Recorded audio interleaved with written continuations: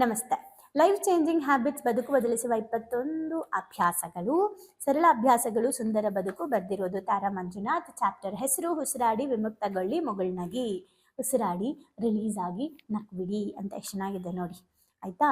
ಲೇಖಕರು ತುಂಬ ಚೆನ್ನಾಗಿ ಬರ್ತಿದ್ದಾರೆ ಅಲ್ವಾ, ಸುಮ್ಮನೆ ಸೆಲ್ಫ್ ಲವ್. ಸೊ ಹೇಗೆ ಯಾವ ಥರ ನಾವು ನಮ್ಮ ಈ ಆಚರಣೆಯನ್ನು ಹಂತ ಹಂತವಾಗಿ ಡೆವಲಪ್ ಮಾಡ್ಕೊಬೇಕು ನೋಡೋಣ.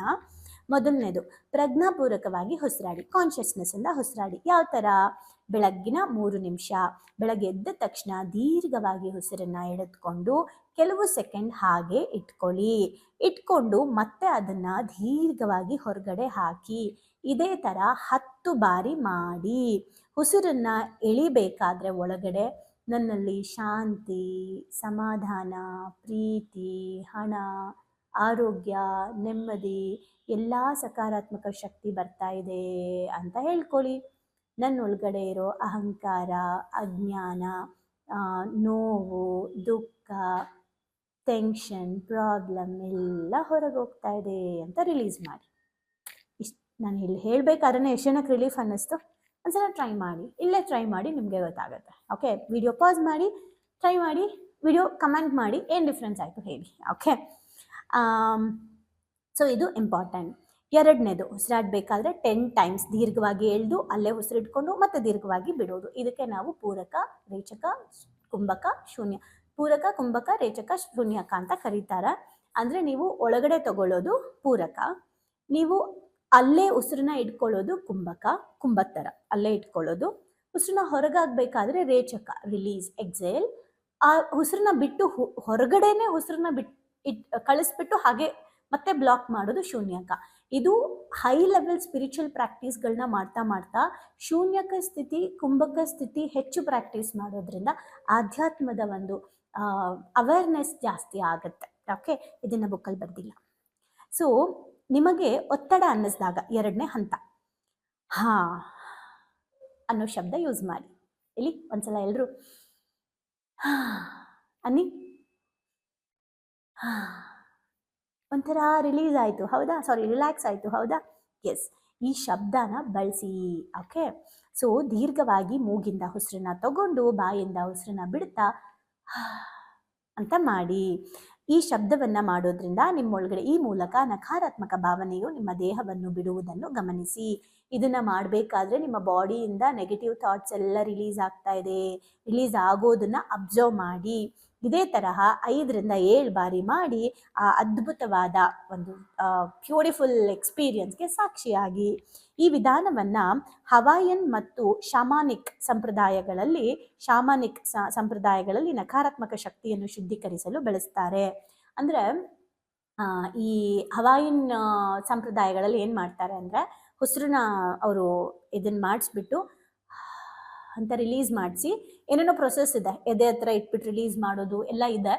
ನಾನು ನಮ್ಮ ಕ್ಯಾಂಪು ಏನು ನಾವು 3 ದಿನ 5 ದಿನ ಕ್ಯಾಂಪ್ ಮಾಡೋಣ ಅಂತ ಇದ್ದೀವಿ, 1 ವರ್ಷ ಕಂಪ್ಲೀಟ್ ಆಗಿರೋ ಭಾವನೆಗಳಿಗೊಂದು ಶಾಲೆ ಪಾರ್ಟಿಸಿಪೆಂಟ್ಸ್ಗೆ, ಅಲ್ಲಿ ಈ ಥರದ್ದು ಎಷ್ಟೊಂದು ಮೆಥಡ್ಸ್ನ ನಾನು ಮಾಡಿಸ್ತೀನಿ. ಅಂದರೆ ನಿಮಗೆ ಸೌಂಡ್ ಹೀಲಿಂಗ್ ಆಗಿರ್ಬೋದು, ಶಬ್ದಗಳ ವೈಬ್ರೇಷನ್ಸ್ ಆಗಿರ್ಬೋದು, ಕೆಲವೊಂದು ಟೆಕ್ನಿಕ್ಸ್ ಆಗಿರ್ಬೋದು, ರಿಲ್ಯಾಕ್ಸೇಷನ್ ಆಗಿರ್ಬೋದು, money relaxation, health relaxation and relationship related. ಆಮೇಲೆ ಈ 3 ಸ್ಪಿರಿಚುವಲಿಂದನೇ ಮಾಡಿಸ್ತೀನಿ. ಈ ಥರ ತುಂಬ ಪ್ರಾಕ್ಟೀಸ್ ಇದೆ. 5 ರಿಂದ 3 ದಿನ ಮೇಡಮ್ ಇಷ್ಟೆಲ್ಲ ಕ್ಲಾಸ್ ಕೊಟ್ಟು 5 ದಿನ 3 ದಿನ ಸಿಕ್ಕಿದಾಗ ಏನು ಹೇಳ್ಕೊಡ್ತೀರಾ ಅಂತ ಯಾರಾದರೂ ಭಾವನೆಗಳಿಗೊಂದು ಶಾಲೆ ನಮ್ಮ ಡಿವೈನ್ ಗ್ರೂಪಲ್ಲಿರೋರಿಗೆ ಡೌಟ್ ಇದ್ದರೆ, ನಿಮಗೇನು ಹೇಳ್ಕೊಡಲ್ಲ, ಮಾಡಿಸ್ತೀನಿ. ಆಗ ನೀವು ಇಲ್ಲಿ ಕೊಟ್ಟಿದೆಯಲ್ಲ ಅದ್ಭುತವಾದ ಒಂದು ಎಕ್ಸ್ಪೀರಿಯನ್ಸ್ಗೆ ಸಾಕ್ಷಿಯಾಗಿ ಅಂತ, ಆ ಎಕ್ಸ್ಪೀರಿಯನ್ಸ್ಗೆ ನೀವು ಸಾಕ್ಷಿ ಆಗ್ತೀರಾ. ಅದಾದಮೇಲೆ ನೀವು ನಾರ್ಮಲಿ ನಮ್ಮ ಲೈಫ್ ಕಂಟಿನ್ಯೂ ಆಗಿ ಇಟ್ಕೊಂಡ್ಬಿಟ್ರೆ, ನಾಲೆಜ್ ತೊಗೊಳ್ತಾ ಹೋಗ್ಬಿಟ್ರೆ ಎಷ್ಟು ಡಿಫ್ರೆನ್ಸ್ ಆಗುತ್ತೆ ನೀವು ಅಬ್ಸರ್ವ್ ಮಾಡಿ. ಆ್ಯಂಡ್ ಎಲ್ಲ ಡಿವೈನ್ ಕಮಿಟಿಯವ್ರಿಗೆ congratulations, all the best. Experience ಮಾಡೋಕ್ಕೆ ಹೋಗ್ತೀರಾ ನೀವು, ಆಯಿತಾ. ನೆಕ್ಸ್ಟ್ 3ನೇ ಹಂತ, ಮುಗುಳ್ನಗುತ್ತಾ ಉಸಿರಾಡಿ, ನಕ್ಕೊಂಡು ಸ್ಮೈಲ್ ಮಾಡಿ. ನಾವು ಯಾವಾಗಲೂ ಹೇಳ್ತಿರ್ತೀವಿ ಗೊತ್ತಾ, ನಮ್ಮ ಯೋಗ ಕ್ಲಾಸಲ್ಲೂ ನಮ್ಮ ಯೋಗ ಇವರು ಹೇಳ್ತಿರ್ತಾರೆ, ಆ್ಯಂಡ್ ನಾವು ಕೂಡ ಕ್ಲಾಸಲ್ಲಿ ಹೇಳ್ತಿರ್ತೀವಿ, ಮಕ್ಕಳ ಕ್ಲಾಸಲ್ಲಿ ಹೇಳ್ತಿರ್ತೀವಿ, ಉಸಿರಾಡಬೇಕಾದ್ರೆ ನಿಮ್ಮ ಮುಖದಲ್ಲಿ ನಗು ಇರಲಿ ಅಂತ ಹೇಳ್ತಾ ಇರ್ತೀವಿ. ಯಾಕಂದರೆ ಅದು ಒಂದು ವೈಬ್ರೇಷನ್, ಅದು ಒಂದು ಹೈಯರ್ ಫ್ರೀಕ್ವೆನ್ಸಿ ಸ್ಮೈಲ್ ಅಂತ. ಸೊ ಸಂಜೆ ಅಥವಾ ಮಲಗೋ ಮುನ್ನ ಇದನ್ನು 3 to 5 minutes ಪ್ರಾಕ್ಟೀಸ್ ಮಾಡಿ.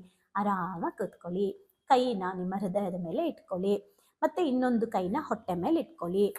ಒಂದು ಕೈ ಮೇಲೆ ಹಿಂಗೆ ಇಟ್ಕೊಳ್ಳಿ, ಒಂದು ಇಲ್ಲಿ ಹೊಟ್ಟೆ ಮೇಲೆ ಇಟ್ಕೊಳ್ಳಿ. ಇಟ್ಕೊಂಡ್ಬಿಟ್ಟು ನೀವು ನಿಧಾನವಾಗಿ ಉಸಿರಾಡಿ. ಪ್ರತಿ ಉಸಿರಿನೊಂದಿಗೆ ಒಂದು ಚೈತನ್ಯ ಶಕ್ತಿ ನಿಮ್ಮ ದೇಹವನ್ನು ಆವರಿಸ್ಕೊಳ್ತಾ ಇದೆ ಅಂತ ನೀವು ಎಕ್ಸ್ಪೀರಿಯನ್ಸ್ ಮಾಡ್ತಾ ಹಿಂಗೆ ಸ್ಮೈಲ್ ಮಾಡ್ತಾ 3 ನಿಮಿಷ ಸುಮ್ಮನೆ ಇರಿ.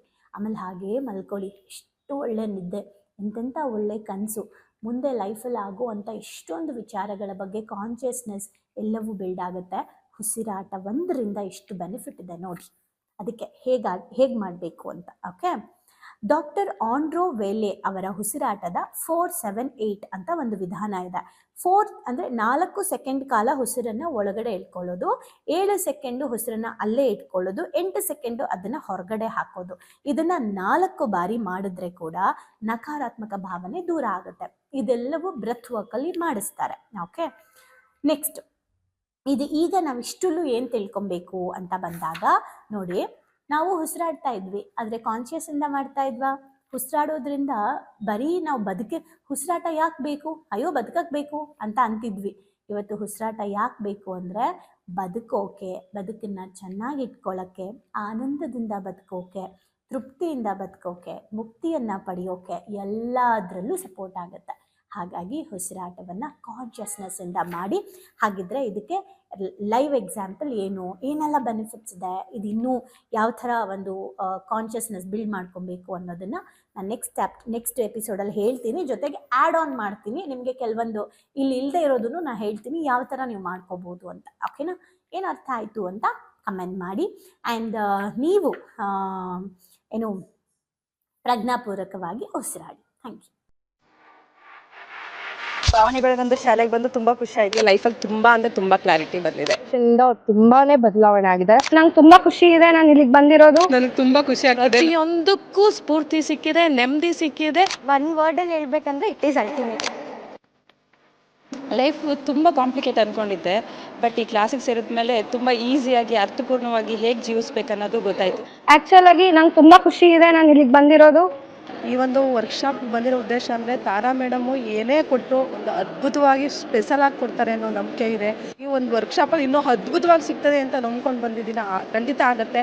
ಡೈಲಿ ಹೊಸ ಹೊಸ ಟಾಪಿಕ್ ನಾವು ಡೈಲಿ ವೇಟ್ ಮಾಡ್ತಾ ಇರ್ತೀವಿ, ಇವತ್ತೇನು ಹೇಳ್ಕೊಡ್ತಾರೆ, ನಾಳೆ ಏನು ಹೇಳ್ಕೊಡ್ತಾರೆ ಅಂತೇಳಿ. ನಾನು ಎಲ್ಲರಿಗೂ ಹೇಳೋದಷ್ಟೇ, ಅವ್ರು ಕೊಡೋ ಎಲ್ಲ ಟಾಸ್ಕ್ನು ಚೆನ್ನಾಗಿ ಫಾಲೋ ಅಪ್ ಮಾಡಿದರೆ ನಿಮ್ಮ ಜೀವನ ಇನ್ನೂ ತುಂಬ ಚೆನ್ನಾಗಿರುತ್ತೆ. ಎಜುಕೇಶನ್ ಬಂದ್ಮೇಲೆ ನನ್ನ ಲೈಫ್ ಸೇವ್ ಆಯ್ತು ಅಂತಾನೆ ಹೇಳ್ಬೋದು. ಸೊ ಬಹಳನೇ ಖುಷಿ ಇದೆ. ನಮ್ಮನ್ನ ನಾವು ಟ್ರಾನ್ಸ್ಫಾರ್ಮ್ ಮಾಡ್ಕೊಂಡು ಈ ಹ್ಯಾಬಿಟ್ಸ್ ಎಲ್ಲ ನಾವು ಇನ್ಸ್ಟಾಲ್ ಮಾಡ್ಕೊಂಡ್ರೆ ನಮ್ಮ ಲೈಫ್ ಖಂಡಿತವಾಗ್ಲೂ ಸಕ್ಸಸ್ಫುಲ್ ಆಗುತ್ತೆ ಅಂತ ಹೇಳ್ಬಿಟ್ಟು. ಸೊ ನಿಮ್ಮ ಲೈಫ್ ಚೇಂಜಿಂಗ್ ಟ್ರಾನ್ಸ್ಫಾರ್ಮೇಶನ್ ಅಂತ ಅಂದ್ರೆ ಇದಕ್ಕೆ ಎಮೋಜಿಮ್ is the most and main ಕಾರಣ ಅಂತಾನೆ ಹೇಳ್ತೀನಿ. ಎಕ್ಸ್ಪ್ರೆಸ್ ಮಾಡ್ಬೇಕಂದ್ರೆ ಒಂದು ವರ್ಡ್ ಅದು ಭಾಳ ಚಿಕ್ಕದಾಗತ್ತೆ. ಅದು ಏನಂತಂದ್ರೆ ಥ್ಯಾಂಕ್ ಯು ಅನ್ನೋಂಥ ವರ್ಡ್ ಮಾತ್ರ ನಾನು ಎಕ್ಸ್ಪ್ರೆಸ್ ಮಾಡ್ಬೋದು.